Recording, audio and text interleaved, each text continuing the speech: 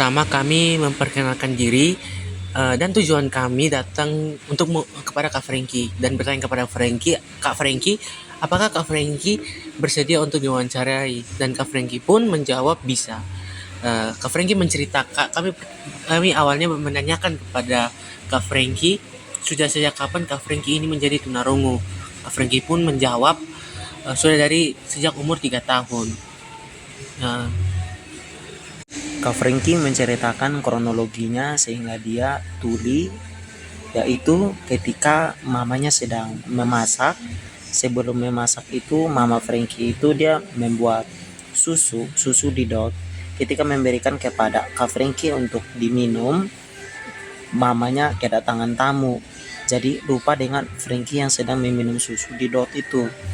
Ketika Kak Franky minum susu didot itu, tak sengaja botol dot itu terbuka, akhirnya cairan air susu yang dibuat mamanya tadi itu tumpah dan mengalir masuk ke telinga Kak Franky.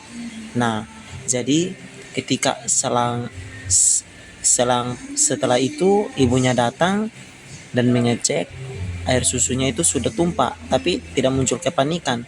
Dan ketika beberapa lama kemudian Kak Franky ini menangis selama kurang lebih 2 jam, dan ketikanya ibu panik tidak tahu karena apa, akhirnya bawalah ke dokter.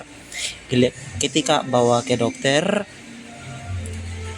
dokternya itu memberitahukan kalau anak ini kemasukan susu ke dalam telinga. Jadi kata dokter, hasil diagnosanya itu kalau Kak Franky tuli.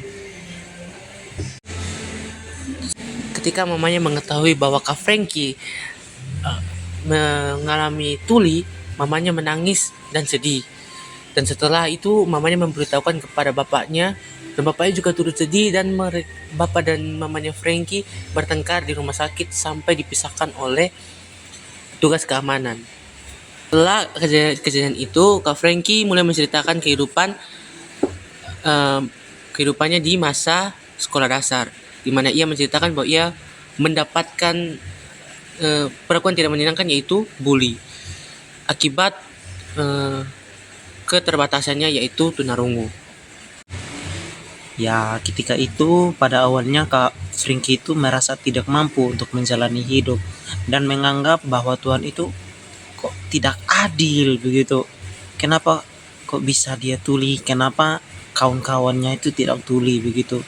Dia itu merasa ketika mendapat penolakan dari lingkungan, dari teman-teman sebaya, terutama dari individunya yang normal, menolak bahwa dia itu tuli. Lambat laun Kak Franky sudah mulai bisa menerima dirinya sendiri karena dia itu tunarungu. Dan ketika dia SMA itu dia mendapatkan kawan-kawan yang baik. Itu yang diceritakan Kak Franky. Dan ketika dia sempat merasa iri kepada kawan-kawan yang bisa bermain alat musik dan bisa mendengarkan alat musik itu, namun dia hanya bisa merasakan getaran dari alat musik. Alat musik yang diberitahu itu Kak Franky yaitu berupa piano dan gitar. Setelah itu, Kak Franky menanyakan kepada kami bagaimana tanggapan kami awalnya ketika melihat orang dengan tunarungu.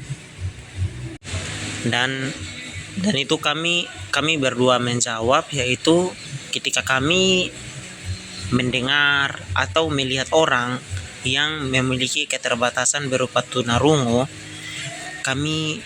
dari situ kami merasa bersyukur kalau kami itu tidak tuli, bisa merasakan suara berupa alat musik, bisa berkomunikasi, bisa berbagi cerita, pengalaman dengan mudah.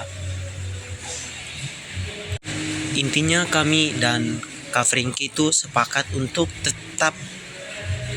tetap menerima keadaan, tetap menerima apapun di diri kita, kekurangan kita, kelebihan kita, tetap harus selalu bersyukur.